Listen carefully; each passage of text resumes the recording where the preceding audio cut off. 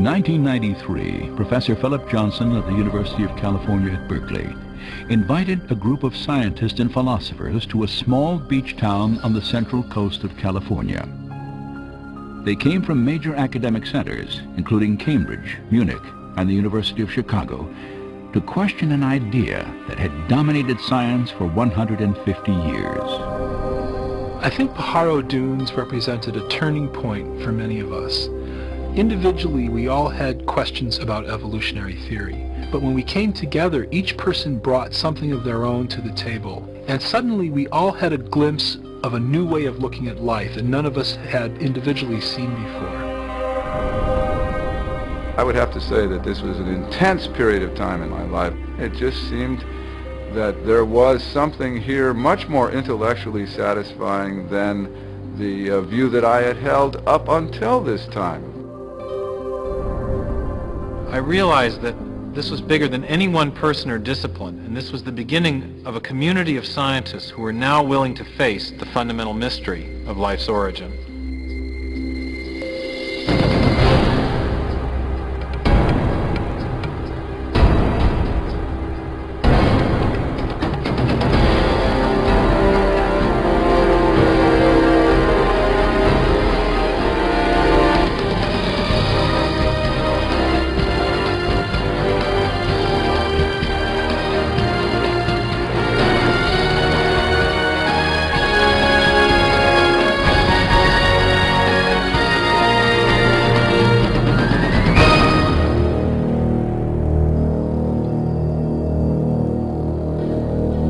I sometimes wonder why anybody talks about anything else, because this is the most interesting topic there is. Where did we come from? How did we get here? What brought us into existence?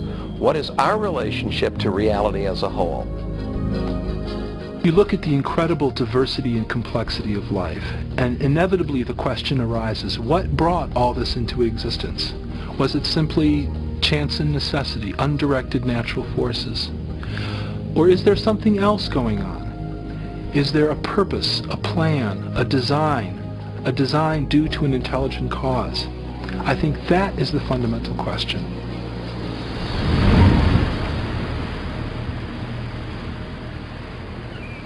The scientists who came to Pajaro Dunes set out to re-examine the mystery of life's origin.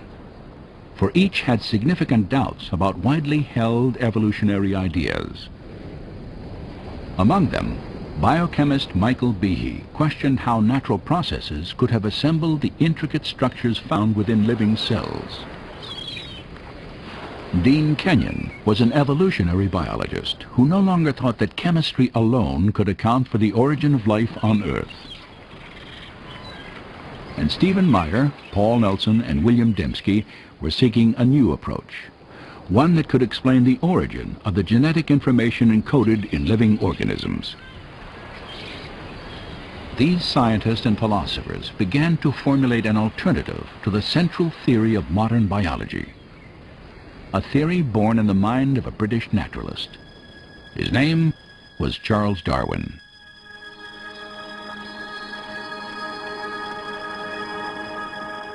In 1831, Darwin, then 22 years old, set sail on a 5-year survey expedition for the British Empire.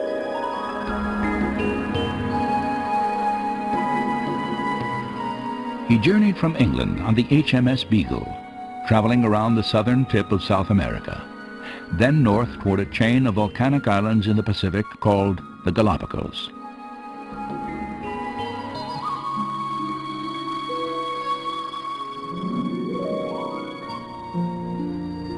On this desolate archipelago, 600 miles off the western coast of Ecuador, Charles Darwin encountered an extraordinary array of birds, reptiles, and mammals, the likes of which he had never seen before. For more than a month, Darwin studied plant and animal life, took extensive notes, and collected specimens. Then he left, never to return. 25 years passed as he developed a theory about how the diverse forms of life on Earth had originated. In 1859, Darwin published a book titled On the Origin of Species. its impact on science and ultimately all of Western culture was dramatic. Darwin argued that all life was the product of purely undirected natural forces, time, chance, and a process he called natural selection. For 2,500 years before Darwin, most prominent scientists and philosophers, people such as Plato or Newton or Kepler, viewed the world as the product of some kind of design or plan. But a fundamental shift occurs with Darwin's idea of natural selection, and a real change in scientific philosophy is set in motion. Darwin was not the first scientist to propose a theory of evolution, but he was the first to offer a plausible naturalistic mechanism that could produce biological change over long periods of time. To understand how natural selection works, consider the finch populations Darwin encountered on the Galapagos Islands. 13 species of finches inhabit the Galapagos Islands, and they vary subtly in terms of their body size and shape of the beak. According to contemporary Darwinian theory, differences in the sizes and shapes of the birds' beaks are the direct result of natural selection. One example often cited involves species of seed-eating finches.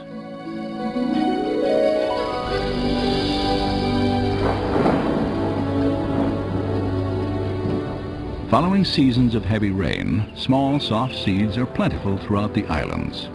Birds with short beaks can easily gather food. However, during periods of drought, the only seeds available are encased in hard, tough shells that remain on the ground from the previous year. In these circumstances, only birds with longer, sharper beaks can crack the shells and eat the seeds.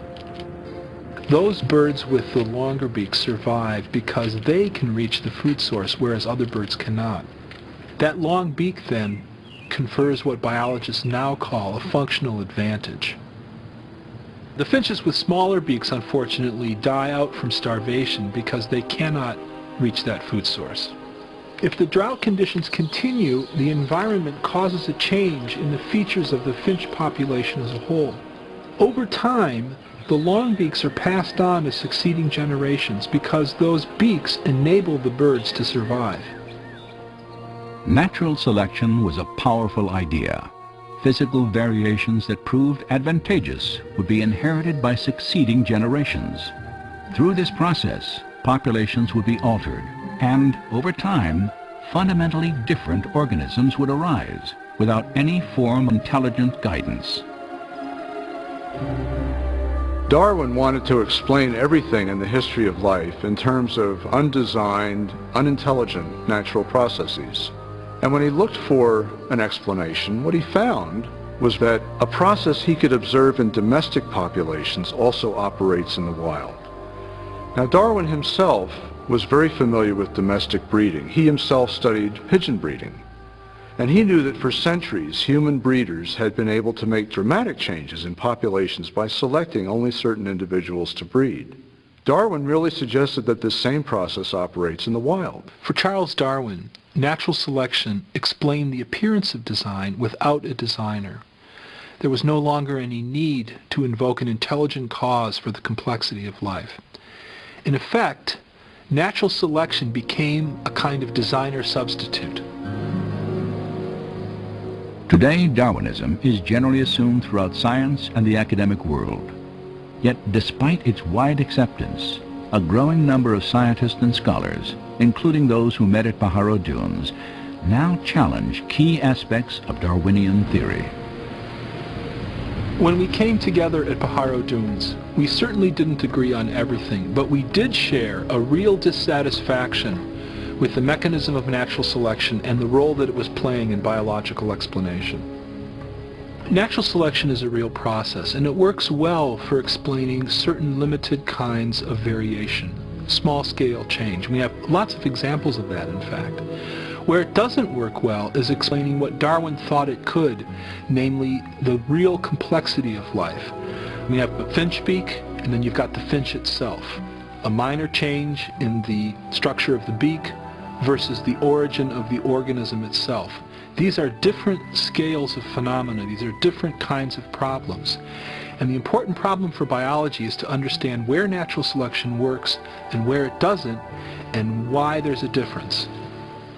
Evidence is very powerful, and all of us had the sense that if we let that evidence speak for itself, that it would lead us in a very different direction, away from natural selection and towards a different conclusion about the origin and nature of life on Earth.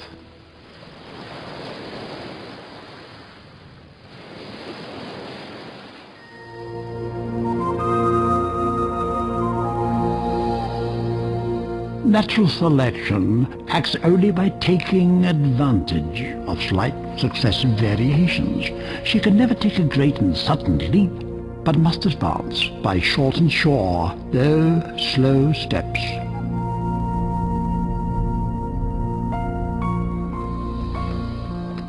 It's really interesting to notice that the more we know about life and the more we know about biology, the more problems Darwinism has and the more design becomes apparent. Since 1988, Dr. Michael Behe has investigated complex biological systems that seem to defy explanation by natural selection. For the longest time, I believed that Darwinian evolution explains what we saw in biology. Not because I saw how it could actually explain it, but because I was told that it did explain it. In schools, I was taught Darwinian biology. And through college and graduate school, I was in an atmosphere which just assumed that Darwinian evolution explained biology. And again, I didn't have any reason to doubt it. It wasn't until about 10 years or more ago that I read a book called Evolution, a Theory in Crisis by a geneticist by the name of Michael Denton, an Australian. And he put forward a lot of scientific arguments against Darwinian theory that I had never heard before. And the arguments seemed pretty convincing. And at that point I started to get a bit angry, because I thought I was being led down the primrose path. Here were a number of very good arguments, and I had gone through a doctoral program in biochemistry, became a faculty member, and I had never even heard of these things. And so from that point on, I became very interested in the question of evolution, and since have decided that Darwinian processes are not the whole explanation for life. Michael Behe's skepticism derived in large measure from what modern biology has revealed about life's most fundamental unit, the cell. In the 19th century, when Darwin was alive, scientists thought that the basis of life, the cell, was some simple glob of protoplasm, like a little piece of jello or something that was not hard to explain at all. This perception didn't really change too much until the early 1950s. But in the last half century, our knowledge of the cell has just exploded.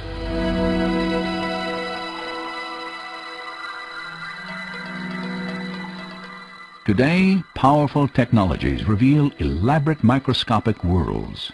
Worlds so small that a thimbleful of cultured liquid can contain more than 4 billion single-cell bacteria, each packed with circuits, assembly instructions, and miniature machines, the complexity of which Charles Darwin could never have imagined.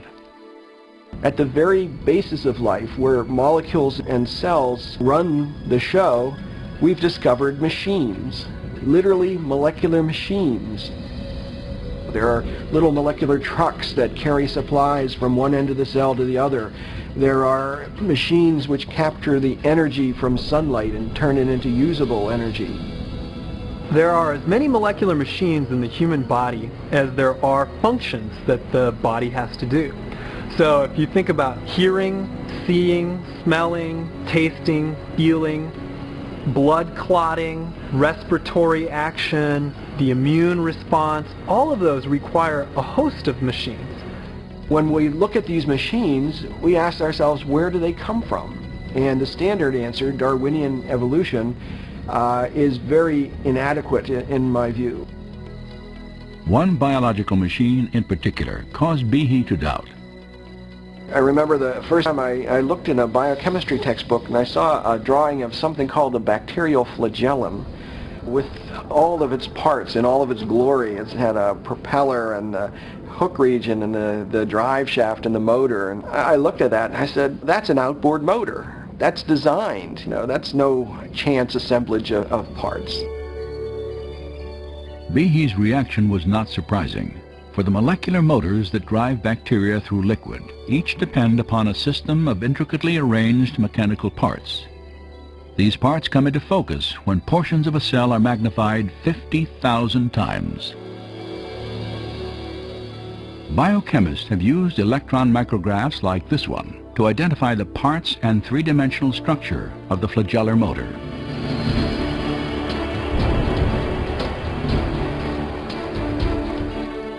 In the process, they have revealed a marvel of engineering on a miniaturized scale. Howard Berg at Harvard has labeled it the most efficient machine in the universe. These machines, some of them are running at 100,000 RPMs and are hardwired into a signal transduction or sensory mechanism so that it's getting feedback from the environment. And even though they're spinning that fast, they can stop on a dime. It only takes a quarter turn for them to stop and shift directions and start spinning 100,000 RPM in the other direction.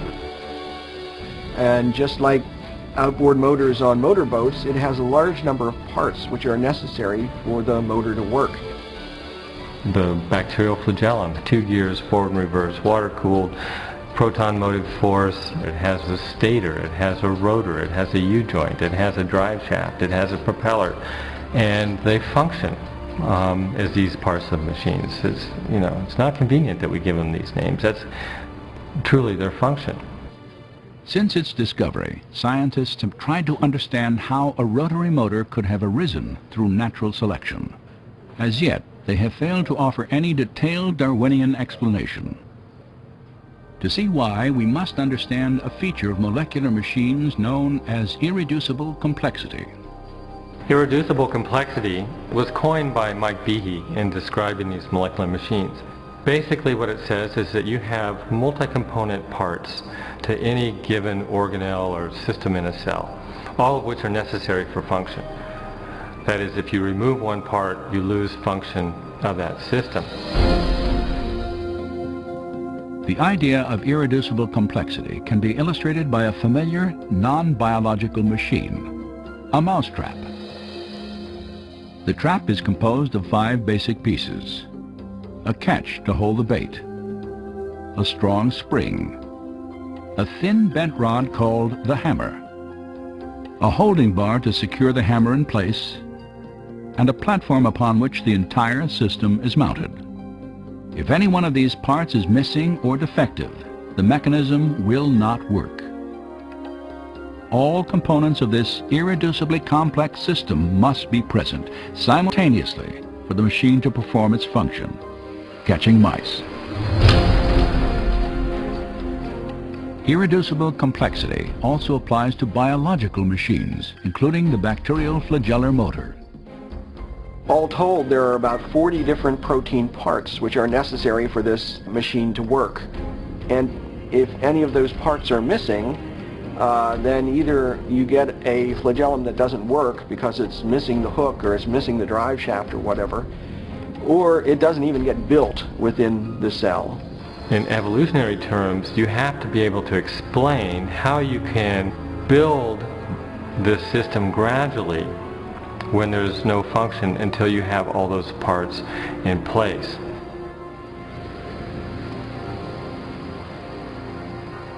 The irreducible complexity of molecular machines poses a severe challenge to the power of natural selection. According to Darwin's theory, even very complex biological structures like an eye, an ear, or a heart can be built gradually over time in small incremental steps. Yet, as Darwin made clear, natural selection can only succeed if these random genetic changes provide some advantage to the evolving organism in its struggle for survival. As I have attempted to show, It is not necessary to suppose that the modifications were all simultaneous if they were extremely slight and gradual. Natural selection is scrutinizing the slightest variations, rejecting those that are bad, preserving and adding up all that are good. Yet some scientists doubt that Darwin's small variations could have created a bacterial flagellum when no such mechanism existed. How could something new, like a bacterioflagellar motor and all the components that go with it, how could it develop out of a population of bacteria that don't have that system? When each change, according to Darwin's theory, has to provide some kind of advantage. Imagine such a scenario early in the Earth's history. An evolving bacterium somehow develops a tail and perhaps even the pieces necessary to attach it to the cell wall. Yet without a complete motor assembly, this innovation would provide no advantage to the cell. Instead, the tail would lie immobile and useless, invisible to natural selection, which by definition can only favor changes that aid survival. The logic of natural selection is very demanding. Unless the flagellum mechanism is completely assembled and actually works, natural selection simply cannot preserve it. It cannot be passed on to the next generation. The important thing to realize about natural selection is it selects only for a functional advantage. In most cases, natural selection actually eliminates things that have no function or that have a function that harms the organism. So if you had a bacterium with a tail that didn't function as a flagellum, chances are natural selection would eliminate it. The only way you can select for a flagellum is if you have a flagellum that works, and that means you have to have all the pieces of the motor in place to begin with. So natural selection can't get you the bacterial flagellum. It can only work after the flagellum is there and operating. We know a lot about the bacterial flagellum. We still have a lot to learn, but we know a lot about it. And there's no explanation for how this complex molecular machine was ever produced by a Darwinian mechanism. 150 years ago, scientists did not know about irreducibly complex molecular machines. Yet Charles Darwin anticipated the difficulty that systems such as these could pose to his theory.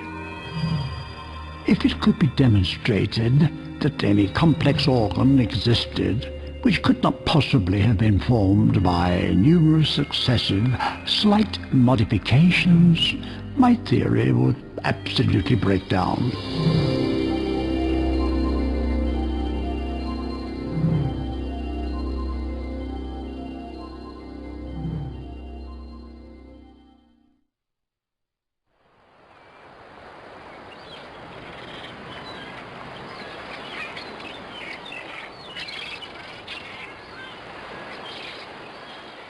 There are really two big questions in biology.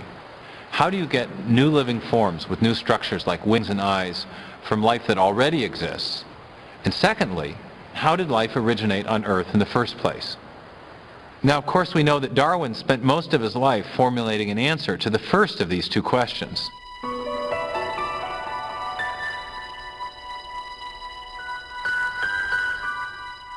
Charles Darwin compared the history of life on Earth to a great branching tree.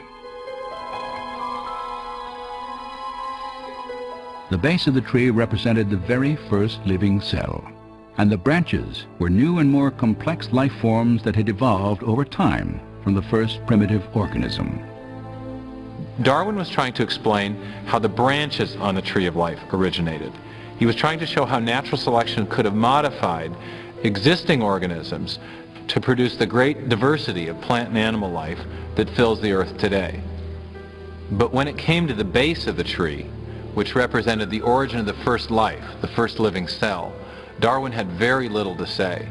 In fact, in The Origin of Species, he didn't even address the question of how life might have originated from non-living matter. The only glimpses we have of Darwin's opinions on the subject appear in a letter he wrote to a colleague named Joseph Hooker.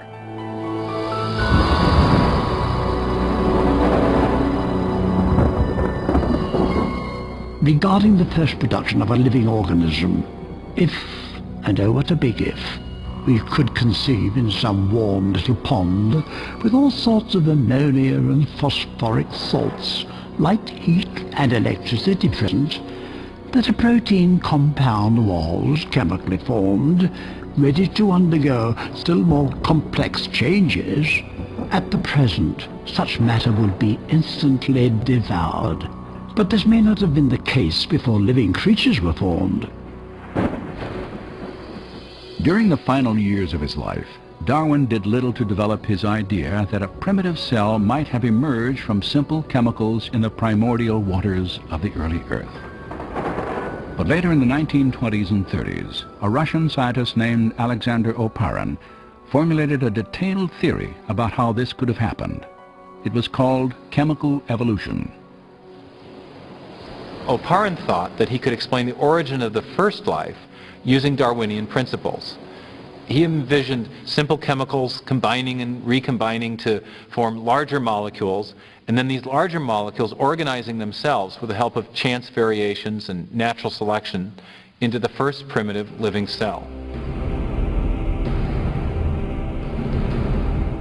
Over the next 3 decades, many scientists worked to develop and refine these ideas as they pondered the questions both Oparin and Darwin had raised. How could life have evolved from simple chemicals? One man thought he knew. The problem of biological origins has, for a very long time, I would say, has been a real deep interest to me just because of the scale of the problem, the importance of it. Where did we come from? Why are we here? All that kind of question. Probed from the point of view of natural science. During the late 1960s and throughout the 70s and early 80s, Dean Kenyon was one of the leading chemical evolutionary theorists in the world. And like others in his field, he was trying to explain how life on Earth began through a purely natural process.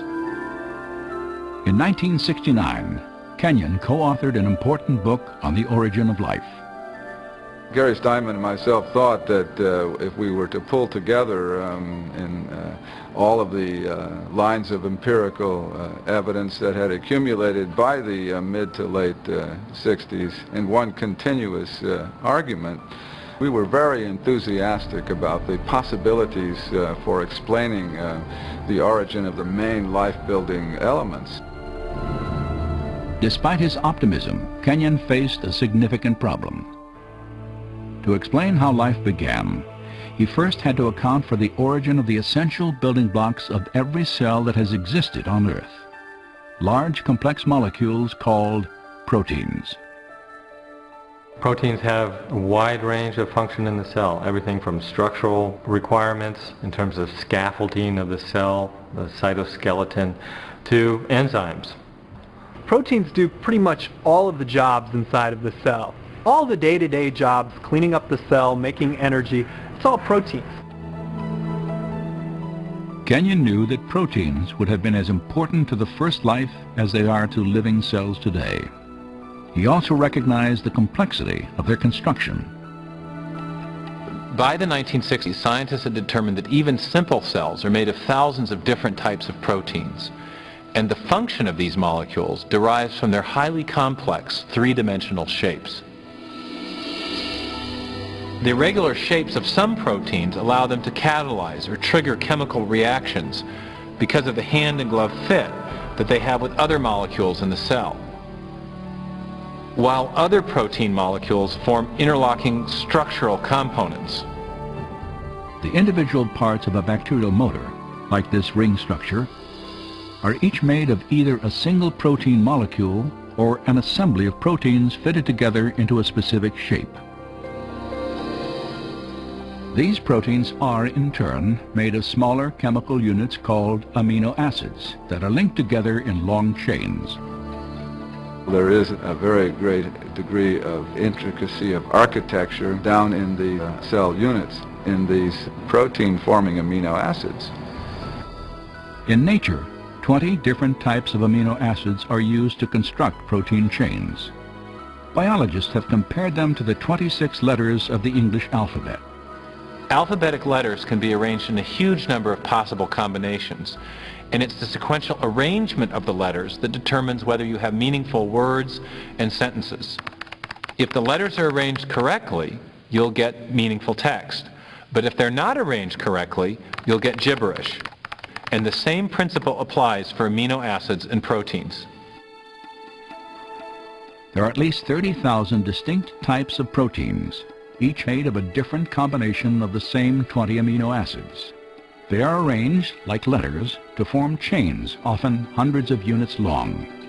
If the amino acids are sequenced correctly, then the chain will fold into a functioning protein.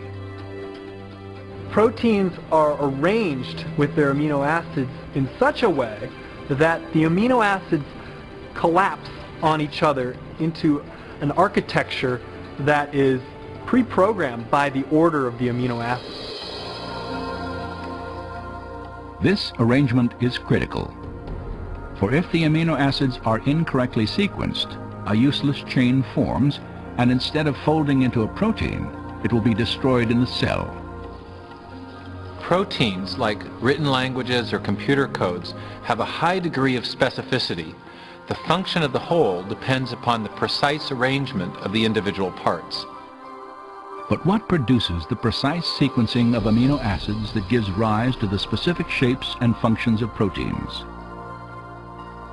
During the 1950s and 60s, discoveries about protein structure forced biologists to confront this mystery.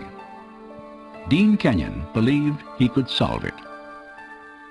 In his book, Biochemical Predestination, Kenyon and his co-author, Gary Steinman, proposed an intriguing theory. Kenyon wrote, "Life might have been biochemically predestined by the properties of attraction that exist between its chemical parts, particularly between amino acids in proteins." At the time that biochemical predestination came out, I and my co-author were totally convinced that we had the scientific explanation for origins. Kenyon proposed that the chemical properties of the amino acids caused them to be attracted to each other, forming the long chains that became the first proteins, the most important components in the living cell. And this meant that life was effectively inevitable, predestined by nothing more than chemistry. Many scientists embraced Kenyon's ideas, and over the next 20 years, Biochemical Predestination became a best-selling text on the theory of chemical evolution. Yet 5 years after the book's publication, Kenyon quietly began to doubt the plausibility of his own theory. It was during that whole period of time that my doubts about certain aspects of the evolutionary account became apparent. When coming into contact with a powerful counter-argument given to me by one of my students, and I could not refute that counter-argument. Kenyon was challenged to explain how the first proteins could have been assembled without the help of genetic instructions. In living cells today, chains of amino acids are not formed directly by forces of attraction between their parts, the scenario Kenyon envisioned on the early Earth. Instead, another large molecule within the cell stores instructions for sequencing the amino acids in proteins. It is called DNA. Initially, Kenyon believed that proteins could have formed directly from amino acids without any DNA assembly instructions. And that's why so many scientists were excited about his theory. But the more he and others learned about the properties of amino acids and proteins, the more he began to doubt that proteins could self-assemble without DNA. In DNA, Kenyon encountered a molecule with a property he could not explain through natural processes. For locked securely within its double helix structure is a wealth of information in the form of precisely sequenced chemicals that scientists represent with the letters A, C, T, and G. In a written language, information is communicated by a precise arrangement of letters. In the same way, the instructions necessary to assemble amino acids into proteins are conveyed by the sequences of chemicals arranged along the spine of the DNA.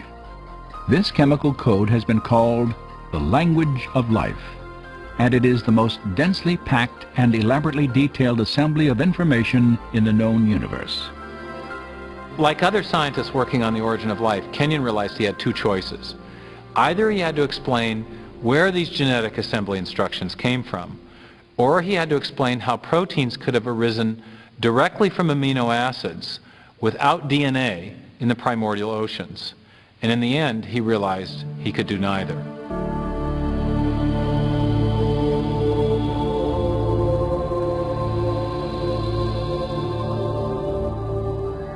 It's an enormous problem how you could get together in one tiny submicroscopic volume of the primitive ocean all of the hundreds of different molecular components you would need in order for a self-replicating cycle to be established. And so my doubts about whether amino acids could order themselves into meaningful biological sequences on their own without pre-existing genetic material being present just reached, I guess for me, the intellectual breaking point sometime near the end of the decade of the 70s. As Kenyon reevaluated his theory, new biochemical discoveries further weakened his conviction that amino acids could have organized themselves into proteins.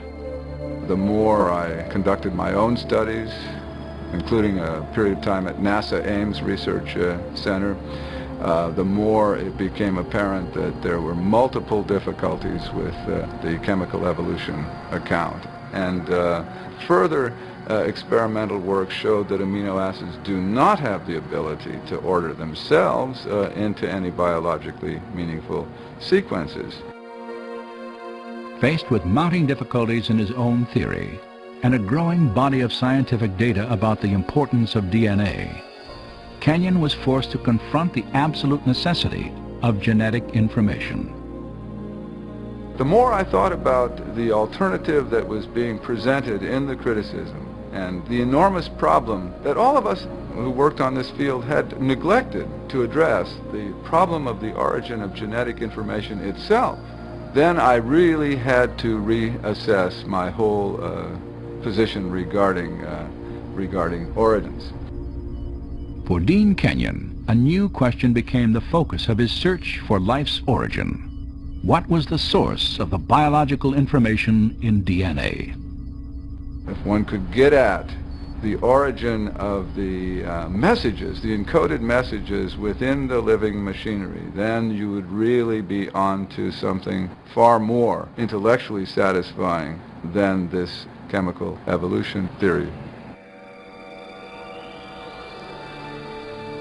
Yet Kenyon realized that he faced a narrowing set of options. By the 1970s, most researchers had rejected the idea that the information necessary to build the first cell originated by chance alone.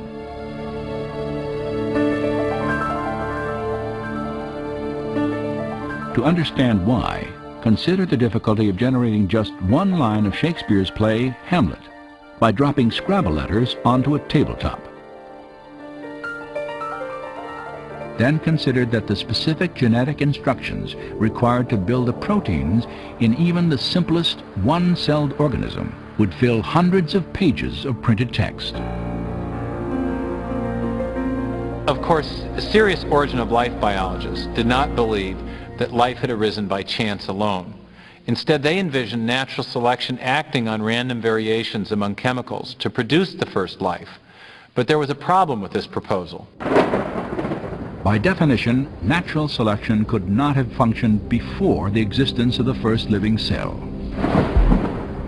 For it can only act upon organisms capable of replicating themselves, cells equipped with DNA that pass on their genetic changes to future generations. Without DNA, there is no self-replication. But without self-replication, there is no natural selection. So you can't use natural selection to explain the origin of DNA without assuming the existence of the very thing you're trying to explain. Chance, natural selection, and his own theory of self-organization had all failed to explain the origin of genetic information. Now Kenyon saw only one alternative. We have not the slightest chance of a chemical evolutionary origin for even the simplest of cells. So the concept of the intelligent design of life was immensely attractive to me and made a great deal of sense. as it very closely matched the multiple discoveries in molecular biology. In the years since Kenyon's rejection of chemical evolution, science has revealed the details of an entire system of information processing that bears the hallmarks of intelligent design.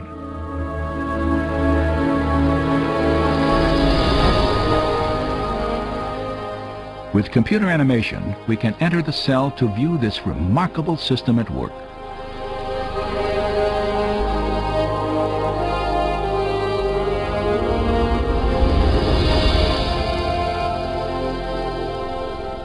After entering the heart of the cell, we see the tightly wound strands of DNA, storehouses for the instructions necessary to build every protein in an organism.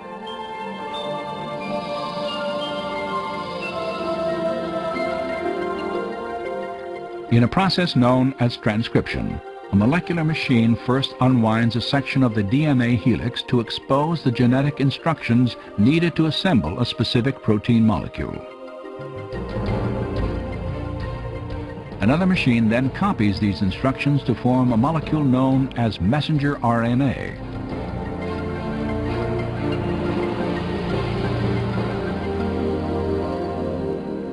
When transcription is complete, the slender RNA strand carries the genetic information through the nuclear pore complex, the gatekeeper for traffic in and out of the cell nucleus.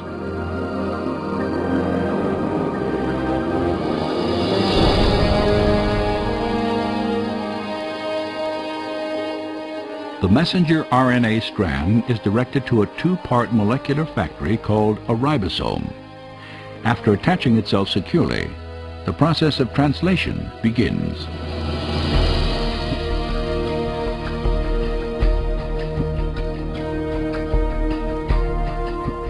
Inside the ribosome, a molecular assembly line builds a specifically sequenced chain of amino acids. These amino acids are transported from other parts of the cell and then linked into chains often hundreds of units long. Their sequential arrangement determines the type of protein manufactured.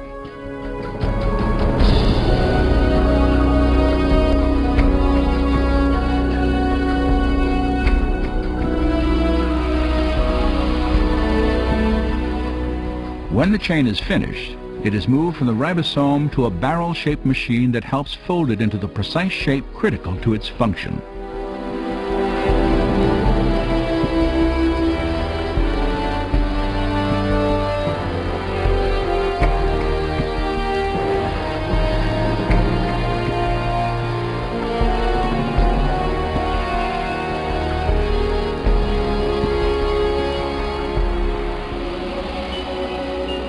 After the chain is folded into a protein, it is then released and shepherded by another molecular machine to the exact location where it is needed.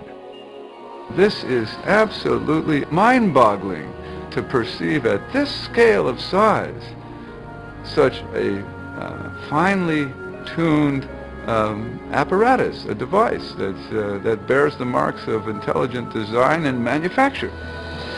And we have the details of an immensely complex molecular realm of genetic information processing. And it's exactly this new realm of molecular genetics where we see the most compelling evidence of design on the Earth.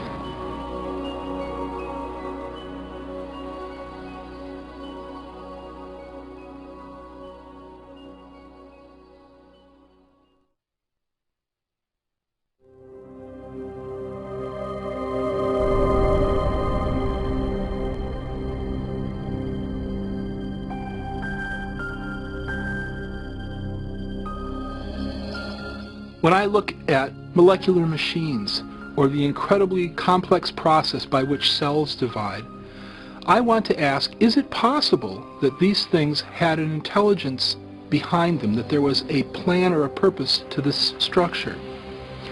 Science ought to be a search for the truth about the world. Now, we shouldn't prejudge what might be true. We shouldn't say, I don't like that explanation, so I'm going to put it to one side. Rather, when we come to a puzzle in nature, we ought to bring to that puzzle every possible cause that might explain it. One of the problems I have with evolutionary theory is it artificially rules out a kind of cause even before the evidence has a chance to speak. And the cause that's ruled out is intelligence. Since the late 19th century, since the time of Darwin, in fact, in part because of Darwin's writing in The Origin of Species, scientists came to accept a definition of science that excluded the possibility of design as a scientific explanation. And that convention has a name. It's called methodological naturalism. And it just means that if you're going to be scientific, you must limit yourself to explanations that invoke only natural causes. You can't invoke intelligence as a cause. And yet, curiously, we make inferences to intelligence all the time. It's part of our ordinary reasoning to recognize the effects of intelligence. Consider, for example, these hieroglyphic messages carved upon the ruins of Egyptian monuments. No one would attribute the shapes and arrangements of these symbols to natural causes like sandstorms or erosion. Instead, we recognize them as the work of ancient scribes, intelligent human agents. Similar reasoning leads us to conclude that the mysterious stone figures on the shores of Easter Island were not formed by the actions of wind and water over great periods of time. Nor do we presume that plants could grow into these familiar shapes without some manner of intelligent guidance. Of course, we make these inferences all the time, and we know they're correct. But the question is, on what basis do we make these inferences? What are the features that enable us to recognize intelligence? Recently, in a book titled The Design Inference, mathematician William Dembski has made an important breakthrough in understanding design reasoning. Dembski has identified the specific features of artifacts that cause us to recognize prior intelligent activity. I came to this by trying to look at how do we reason about design? What are the logical moves that we have to go through in order to come to a conclusion of design? So what I'm trying to do is to establish reliable, empirical, scientifically rigorous criteria for deciding whether something is in fact designed. So I was looking at the logic of it. And what I found was you need improbability and you need specification, the right sort of pattern, these objective patterns. According to Dembski, human beings correctly detect the activity of intelligence whenever they observe a highly improbable object or event that also matches a recognizable pattern. Just such a pattern is found in the Black Hills of South Dakota.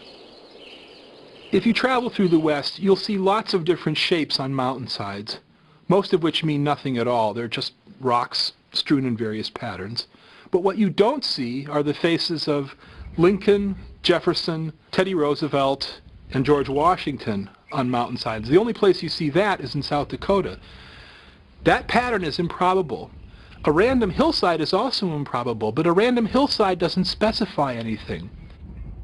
If I look up and see the faces, I immediately recognize that they match the faces of the four presidents that are known from money or portraits at the National Gallery or paintings and books. And so I realized when I look at Mount Rushmore, we have not only a highly improbable configuration of rock, but one which matches an independently given pattern that reliably indicates intelligence.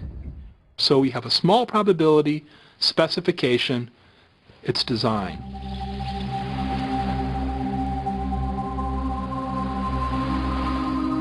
On a seashore, another improbable pattern etched into the earth illustrates how we detect design.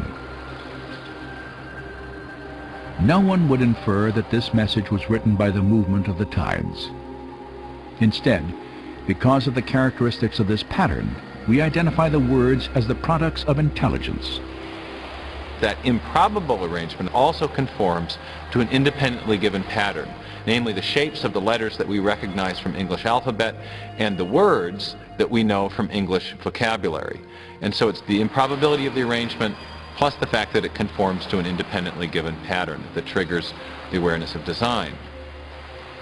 This illustration suggests that William Dembski's criteria for design detection, small probability and specification, are essentially equivalent to information. The type of information present, not only in pictures, numeric sequences, and written texts, but also encoded into living cells.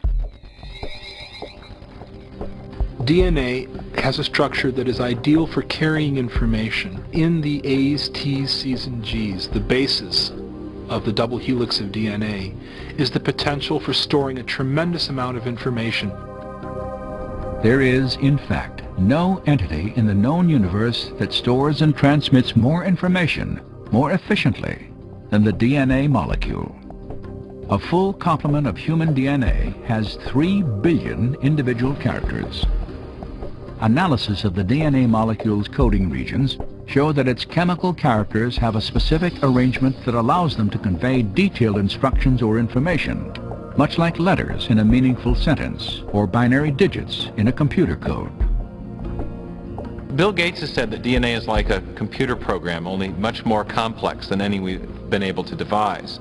And if you reflect on that even for a minute, it's a highly suggestive observation, because we know that Bill Gates does not employ wind and erosion or random number generators to generate his software. Instead, he employs intelligent engineers, software engineers. And so everything we know in our experience suggests that information-rich systems arise from intelligent design. But what do we make of the fact that there is information in life, in every living cell of every living organism? That's the fundamental mystery. Where does that information come from? For the past 15 years, philosopher and scientist Stephen Meyer has worked to answer this question. Meyer has developed an argument to demonstrate that intelligent design provides the best explanation for the origin of information necessary to build the first living cell. Information that the DNA molecule holds.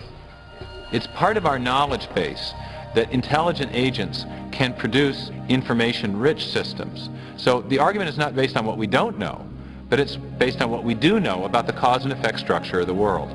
We know at present there is no naturalistic explanation, no natural cause that produces information. Not natural selection, not self-organizational processes, not pure chance. But we do know of a cause which is capable of producing information, and that is intelligence.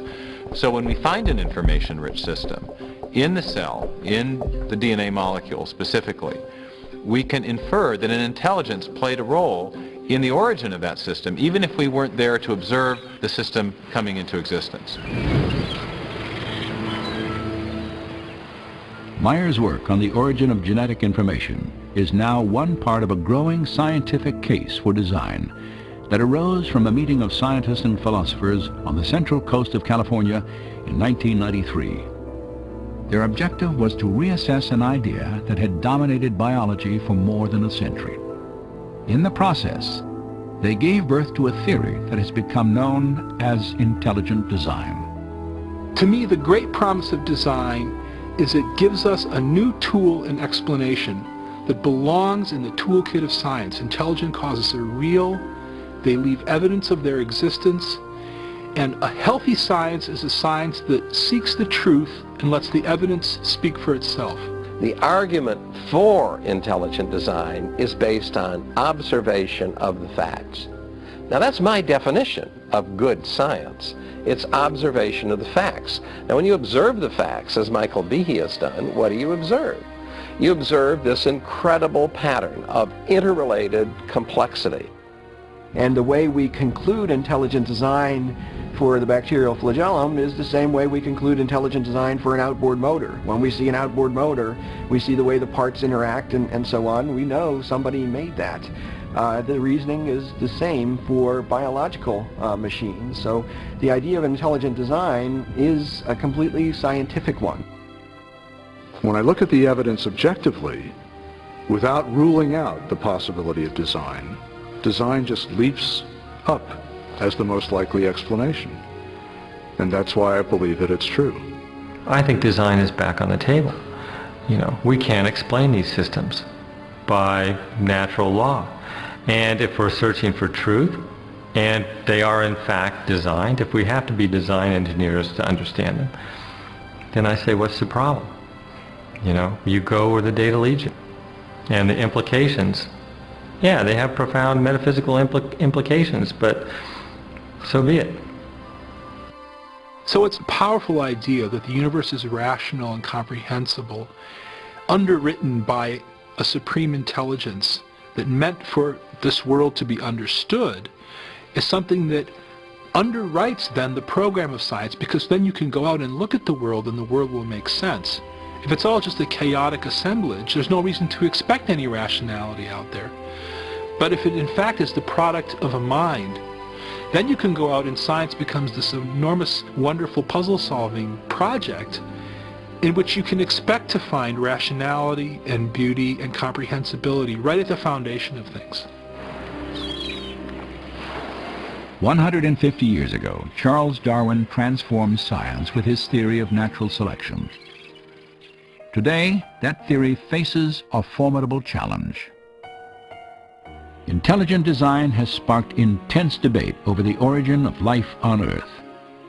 And for a growing number of scientists, it represents a paradigm, an idea with the power to, once again, redefine the foundations of scientific thought. During the 19th century, scientists believed that there were two fundamental entities, matter and energy. But as we enter the 21st century, there's a third fundamental entity that science has had to recognize, and that is information. And so as we encounter the biology of the information age, the suspicion is growing that what we're seeing in the DNA molecule is actually an artifact of mind, an artifact of intelligence, something that can only be explained by intelligent design.